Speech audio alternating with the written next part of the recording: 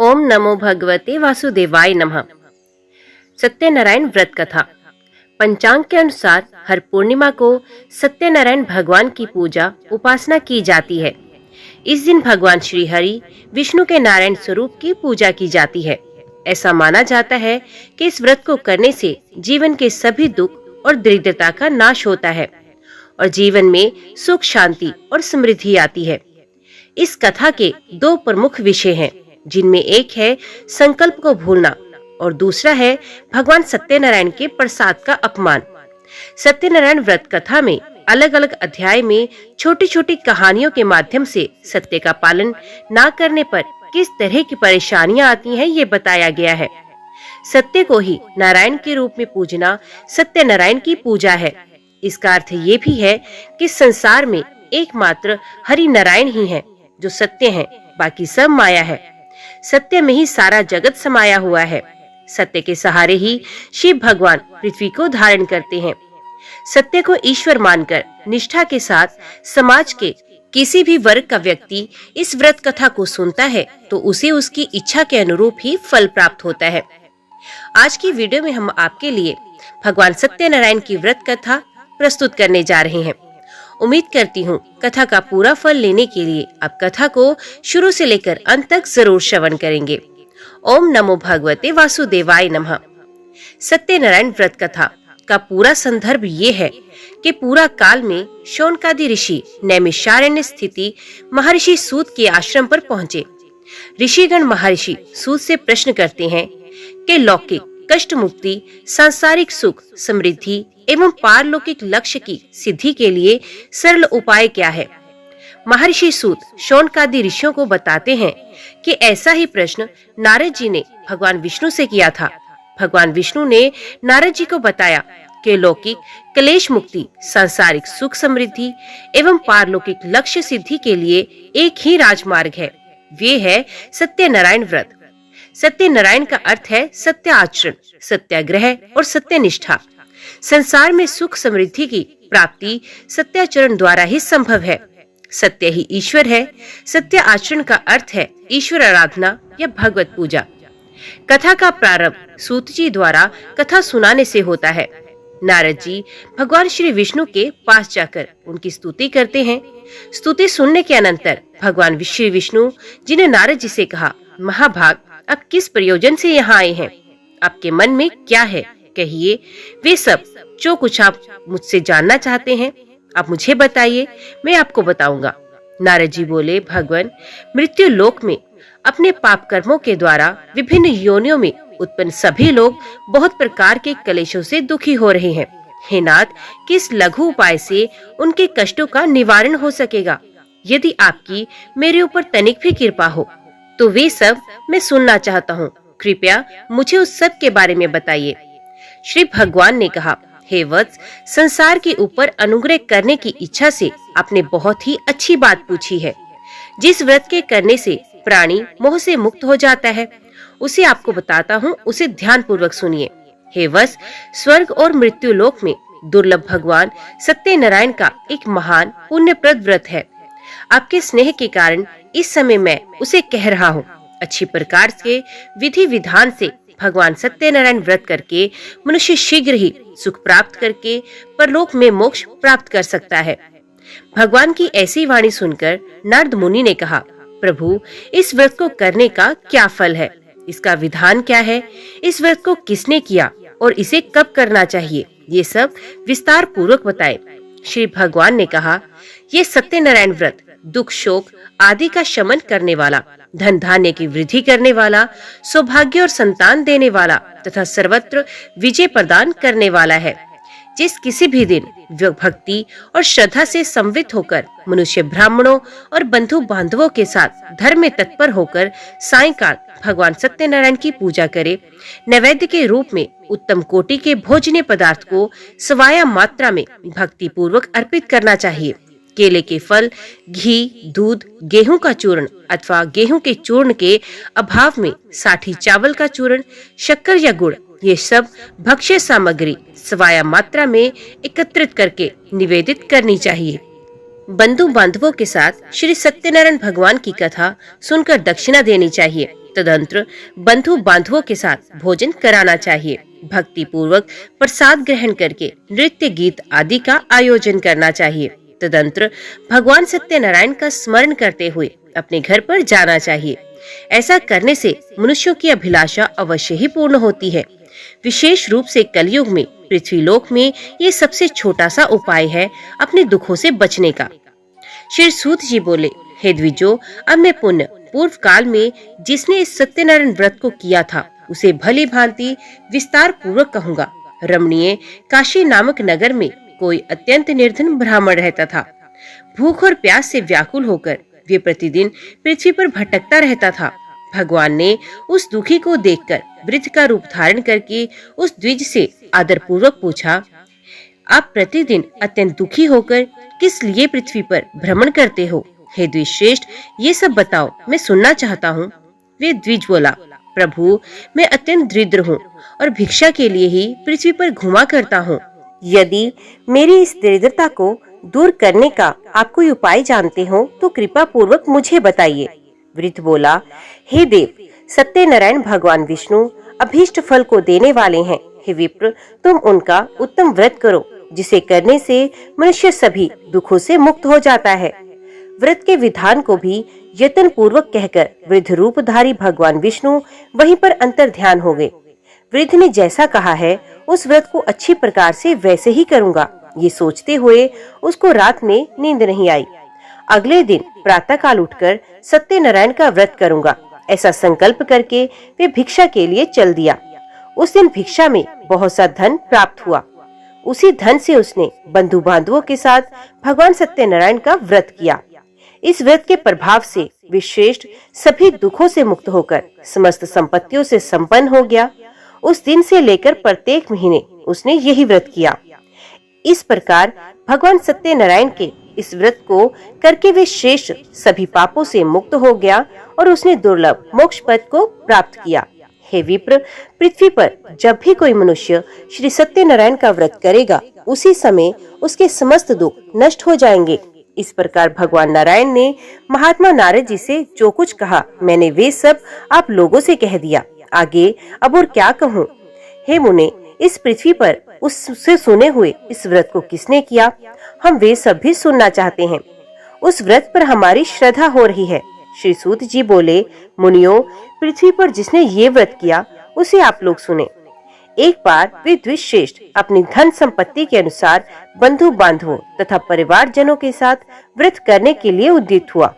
इसी बीच एक लकड़हारा वहां आया और लकड़ी बाहर रखकर उस ब्राह्मण के घर चला गया। प्यास से व्याकुल वे उसको व्रत करता हुआ देख प्रणाम करके उनसे बोला, प्रभु, आप ये क्या कर रहे हो? इसके करने से किस फल की प्राप्ति होती है? कृपया विस्तार पूर्वक मुझसे कहें। विप्र ने कहा, ये भगवान सत्यनारायण का व्रत है जो सभी मनोरथों को प्रदान करने वाला है। उसी के प्रभाव से मुझे ये सब महान धन धान्य आदि प्राप्त हुआ है। जल पीकर तथा प्रसाद ग्रहण करके वे नगर की ओर चला गया। सत्यनारायण देव के लिए मन में ऐसा सोचने लगा कि आज लकड़ी बेचने से जो धन प्राप्त होगा उसी धन से भगवान सत्यनारायण का श्रेष्ठ व्रत करूंगा। इसी प्रकार मन से चिंतन करता हुआ लकड़ी को मस्तक पर रखकर उस सुंदर नगर में चला गया जहाँ धन संपन्न लोग रहते थे। उस दिन उसने लकड़ी का दोगुना मूल्य प्राप्त किया। इसके बाद प्रसन्न हृदय होकर वे पके हुए केले का फल, शर्करा, घी, दूध और गेहूं का चूर्ण सवाया मात्रा में लेकर अपने घर पर आया। तत्पश्चात उसने अपने बांधवों को बुलाकर विधि विधान से भगवान श्री सत्यनारायण का व्रत किया। उस व्रत के प्रभाव से वे धन पुत्र से संपन्न हो गया और इस लोक में अनेक सुखों का उपभोग करके अंत में सत्यपुर अर्थात वैकुंठ लोक को चला गया। श्री सूत जी बोले, श्रेष्ठ मुनियों, अब मैं पुण्य आगे की कथा कहूँगा, आप लोग ध्यान से सुनिए।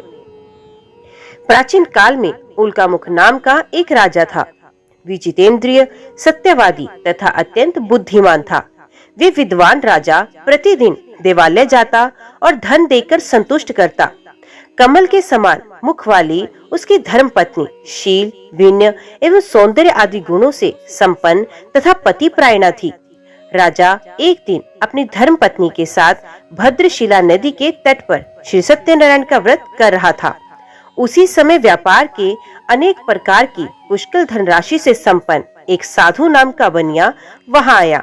भद्रशिला नदी के तट पर नाव को स्थापित करके वे राजा के समीप गया और राजा को उस व्रत में दीक्षित देखकर विनय पूर्वक पूछने लगा। साधु ने कहा, राजन, आप भक्ति युक्त चित्त से ये क्या कर रहे हैं? कृपया ये सब मुझे बताइए, मैं भी इसे सुनना चाहता हूँ। राजा बोले, हे साधु, पुत्र आदि की प्राप्ति की कामना से अपने बंधु बांधवों के साथ मैं अतुल तेज संपन्न भगवान विष्णु का व्रत एवं पूजन कर रहा हूँ। राजा की बात सुनकर साधु ने आदर पूर्वक कहा, राजन, इस विषय में आप मुझे सब कुछ विस्तार से बताएं। आपके कथनानुसार मैं व्रत एवं पूजन करना चाहता हूँ। मुझे भी संतान की प्राप्ति हो, इससे अवश्य ही संतान की प्राप्ति होगी। ऐसा विचार कर वे व्यापार से निर्वृत्त हो आनंद पूर्वक अपने घर आया। उसने अपनी भार्या से संतान प्रदान करने वाले इस सत्य व्रत को विस्तार पूर्वक बताया तथा जब मुझे संतान प्राप्त हो जाएगी तब मैं इस व्रत को करूंगा। इस प्रकार उस साधु ने अपनी भार्या लीलावती से कहा। एक दिन उसकी लीलावती नाम की सती साध्वी भार्या पति के साथ आनंद चित्त से ऋतुकालीन धर्माचरण में प्रवृत्त हुई और भगवान श्री सत्यनारायण की कृपा से उसकी वे भार्या गर्भिणी हुई। 10वें महीने में उसने कन्या रत्न की प्राप्ति की और वे शुक्ल पक्ष के चंद्रमा की भांति दिन प्रतिदिन बढ़ने लगी।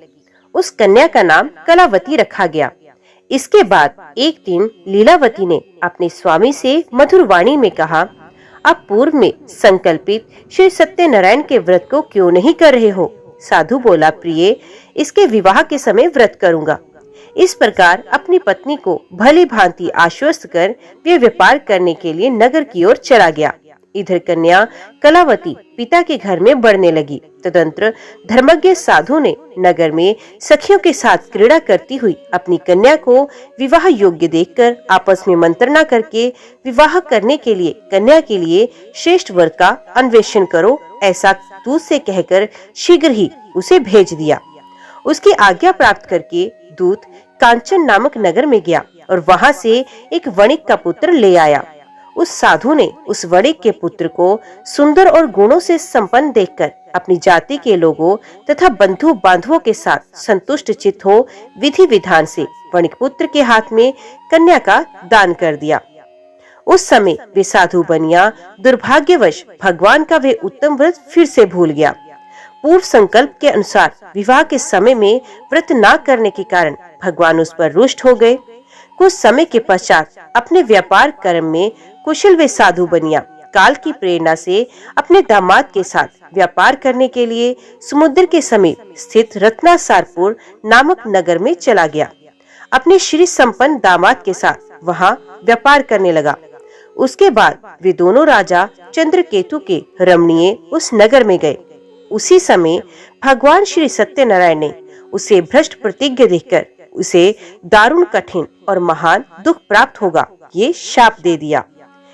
एक दिन एक चोर राजा चंद्रकेतु के धन को चुराकर वहीं आया जहां दोनों वणिक स्थित थे। वे अपने पीछे दौड़ते हुए दूतों को देखकर भयभीत चित्त से धन वहीं पर छोड़कर शीघ्र ही कहीं पर छिप गया। इसके बाद राजा के दूत वहां आ गए जहां वे साधु वणिक था। वहां राजा के धन को देखकर वे दूत उन दोनों वणिक पुत्रों को बांध कर ले आए और हर्षपूर्वक दौड़ते हुए राजा से बोले, प्रभु, हम 2 चोर पकड़ लाए हैं, इन्हें देखकर आप आज्ञा दें। राजा की आज्ञा से दोनों शीघ्र ही दृढ़ता पूर्वक बांधकर बिना विचार किए महान कारागार में डाल दिए गए। भगवान सत्यदेव की माया से किसी ने उन दोनों की बात नहीं सुनी और राजा चंद्रकेतु ने उन दोनों का धन भी छीन लिया। भगवान के शाप से वणिक के घर में उसकी भार्या भी अत्यंत दुखित हो गई और उनके घर में सारा का सारा जो धन था वे चोर ने चुरा लिया। लीलावती शारीरिक तथा मानसिक पीड़ाओं से युक्त भूख और प्यास से दुखी हो अन्न की चिंता से दर दर भटकने लगी। कलावती कन्या भी भोजन के लिए इधर उधर प्रतिदिन घूमने लगी। एक दिन भूख से पीड़ित कलावती एक घर पे गई। वहां जाकर उसने श्री सत्यनारायण के व्रत पूजन को देखा। वहां बैठकर उसने कथा सुनी और वरदान मांगा। उसके बाद प्रसाद ग्रहण करके वे कुछ रात होने पर घर आ गई। माता ने कन्या से प्रेम पूर्वक पूछा, पुत्री, रात में तू कहाँ रुक गई थी? तुम्हारे मन में क्या है? कलावती कन्या ने तुरंत माता से कहा, माँ, मैंने एक घर में मनोरथ प्रदान करने वाला व्रत देखा है। कन्या की उस बात को सुनकर वे वणिक की भार्या व्रत करने को उद्यत हो गई और प्रसन्न मन से उस साध्वी ने बंधु बांधवों के साथ भगवान श्री सत्यनारायण का व्रत किया तथा इस प्रकार प्रार्थना की, भगवान, आप हमारे पति एवं जमाता के अपराध को क्षमा करें। वे दोनों अपने घर पर शीघ्र ही लौट आए। इस व्रत से भगवान सत्यनारायण पुण्य संतुष्ट हो गए तथा उन्होंने नरपश्रेष्ठ चंद्रकेतु को स्वप्न दिखाया और स्वप्न में कहा, राजा, प्रातःकाल दोनों वणिकों को छोड़ दो और वे सारा धन भी दे दो जो तुमने उनसे उसी समय लिया था, अन्यथा राज्य, धन एवं पुत्र सहित तुम्हारा सर्वनाश कर दूंगा।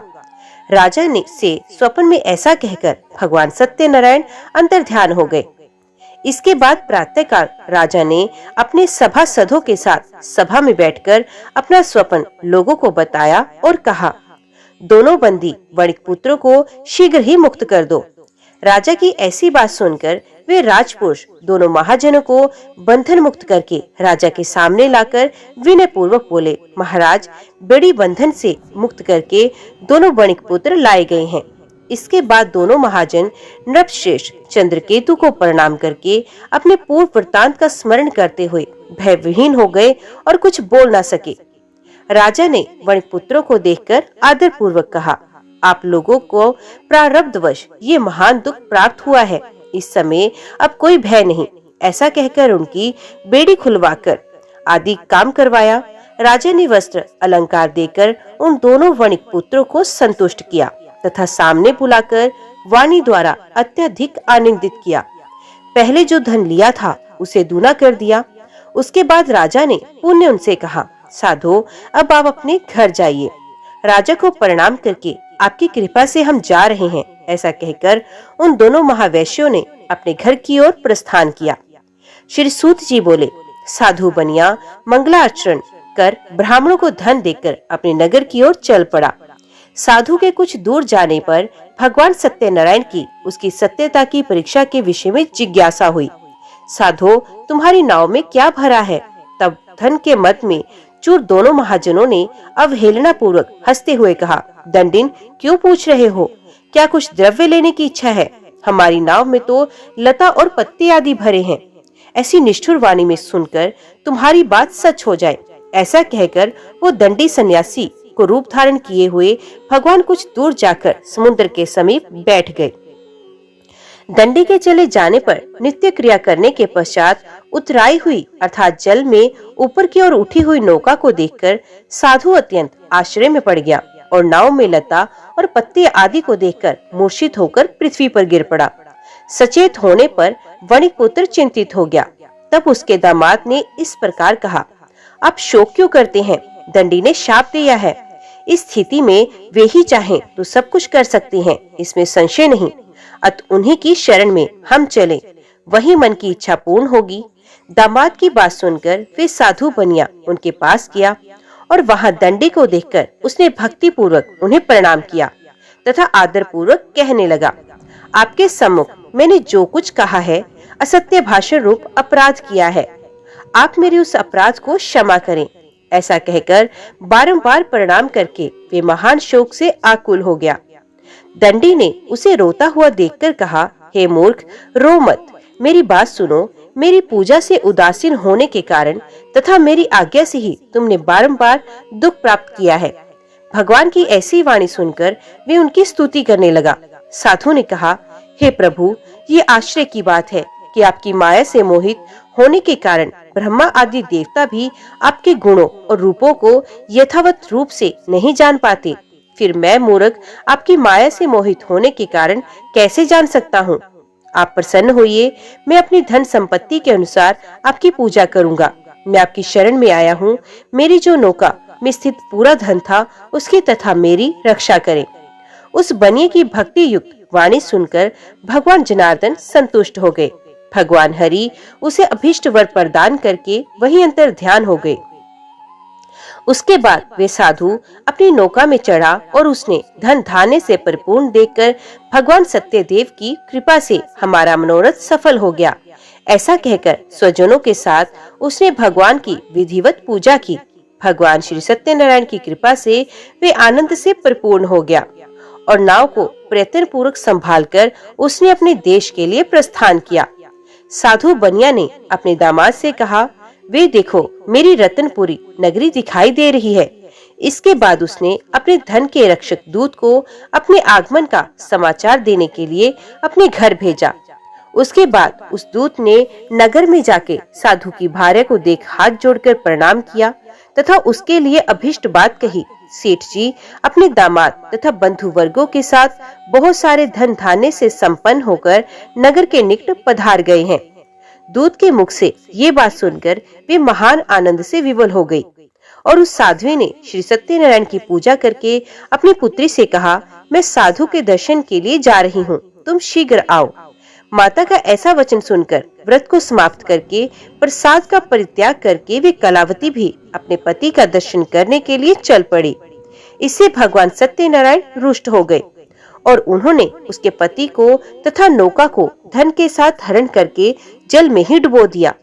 इसके बाद कलावती कन्या अपने पति को ना देख महान शोक से रुदन करती हुई पृथ्वी पर गिर पड़ी। नाव का अदर्शन तथा कन्या को अत्यंत दुखी देख भयभीत मन से साधु बनिया ने सोचा, ये क्या आश्चर्य हो गया। नाव का संचालन करने वाले भी सभी चिंतित हो गए। तदंतर वे लीलावती भी कन्या को देखकर विवल हो गई और अत्यंत दुख से विलाप करती हुई अपने पति से इस प्रकार बोली, अभी अभी नौका के साथ वे कैसे लक्षित हो गया, ना जाने किस देवता की अपेक्षा से वे नौका हरण कर ली गई, अथवा श्री सत्यनारायण का महात्म्य कौन जान सकता है। ऐसा कहकर वे स्वजनों के साथ विलाप करने लगी और कलावती कन्या को गोद में लेकर रोने लगी। कलावती भी अपने पति के नष्ट हो जाने पर दुखी हो रही थी। पति की पादुका लेकर उनका अनुगमन करने के लिए उसने मन में निश्चय किया। कन्या के इस प्रकार के आचरण को देखकर भार्या सहित वे धर्मज्ञ साधु बनिया अत्यंत शोक संतप्त हो गया और सोचने लगा, या तो भगवान सत्यनारायण ने यही अपहरण किया है अथवा हम सभी भगवान सत्यदेव की माया से मोहित हो गए हैं। अपनी धन शक्ति के अनुसार मैं भगवान श्री सत्यनारायण की पूजा करूंगा। सभी को बुलाकर इस प्रकार कहकर उसने अपने मन की इच्छा प्रकट की और बारंबार भगवान सत्यदेव को दंडवत प्रणाम किया। इससे दीनों के परिपालक भगवान सत्यदेव प्रसन्न हुए। भक्त वत्सल भगवान ने कृपा पूर्वक कहा, तुम्हारी कन्या प्रसाद छोड़कर अपने पति को देखने चली आई। निश्चय ही इसी कारण उसका पति अदृश्य हो गया। यदि घर जाकर प्रसाद ग्रहण करके ये पुण्य आए तो हे साधु बनिया, तुम्हारी पुत्री पति को प्राप्त करेगी, इसमें संशय नहीं। कन्या कलावती भी आकाश मंडल में ऐसी वाणी सुनकर शीघ्र ही घर आई और उसने प्रसाद ग्रहण किया। पुण्य आकर स्वजनों तथा अपने पति को देखा। तब कलावती कन्या ने अपने पिता से कहा, अब तो घर चले, विलंब क्यों कर रहे हैं। कन्या की वे बात सुनकर वणिक पुत्र संतुष्ट हो गया और विधि विधान से भगवान सत्यनारायण का पूजन करके धन तथा बंधु बांधवों के साथ अपने घर आया।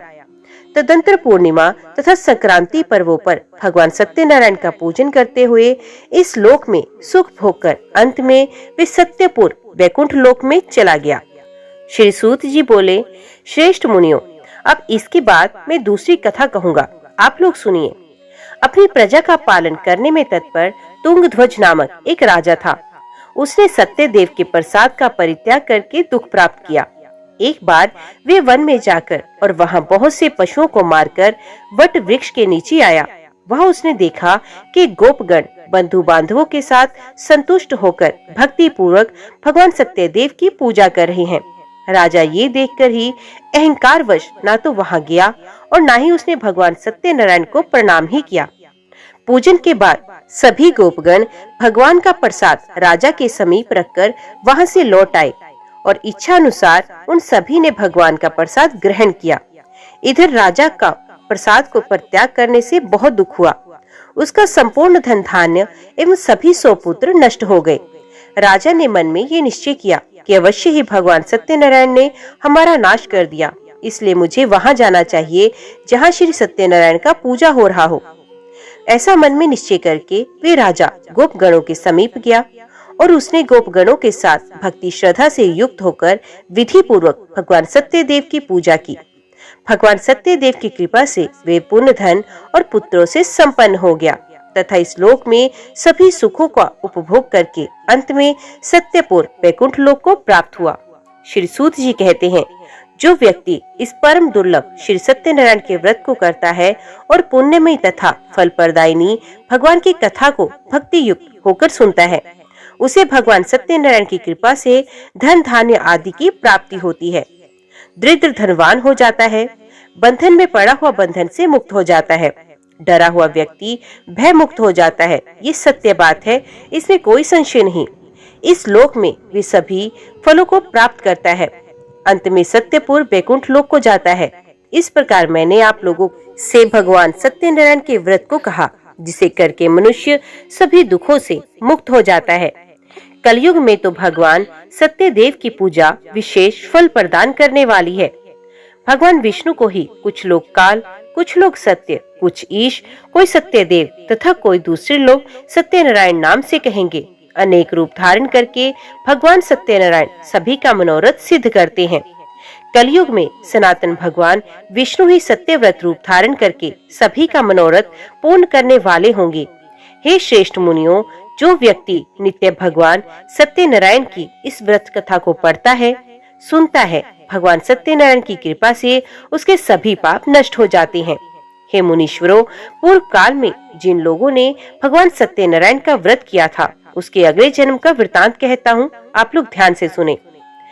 महान प्रज्ञा संपन्न सत्यनारायण व्रत करने के प्रभाव से दूसरे जन्म में सुदामा हुए और उस जन्म में भगवान श्री कृष्ण का ध्यान करके उन्होंने मोक्ष प्राप्त किया। लकड़हारा भिल गुहों का राजा हुआ। अगले जन्म में उसने भगवान श्री राम की सेवा करके मोक्ष प्राप्त किया। महाराज उल्कामुख दूसरे जन्म में राजा दशरथ हुए, जिन्होंने श्री रंगनाथ जी की पूजा करके अंत में वैकुंठ प्राप्त किया। इसी प्रकार धार्मिक और सत्यव्रती साधु पिछले जन्म के सत्यव्रत के प्रभाव से दूसरे जन्म में मोरध्वज नामक राजा हुआ। उसने आरे से चीरकर अपने पुत्र की आधी देह भगवान विष्णु को अर्पित करके मोक्ष प्राप्त किया। महाराज तुंगध्वज जन्मांतर में स्वयंभू मनु हुए और भगवत संबंधी संपूर्ण कार्यों का अनुष्ठान करके वैकुंठ लोक को प्राप्त हुए।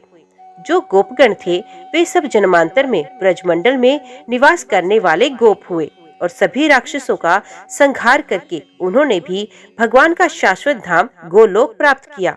ओम नमो भगवते वासुदेवाय नमः। आज के वीडियो में इतना ही। उम्मीद करती हूँ वीडियो आपको पसंद आई होगी। वीडियो पसंद आई हो तो वीडियो को लाइक और चैनल को सब्सक्राइब जरूर कीजिएगा। जय श्री हरि लिखकर कमेंट बॉक्स में अपनी हाजिरी और अपने सुझाव देना ना भूलिएगा। तो मिलते हैं अगली कथा अगली वीडियो के साथ। तब तक के लिए देखते व सुनते रहिए।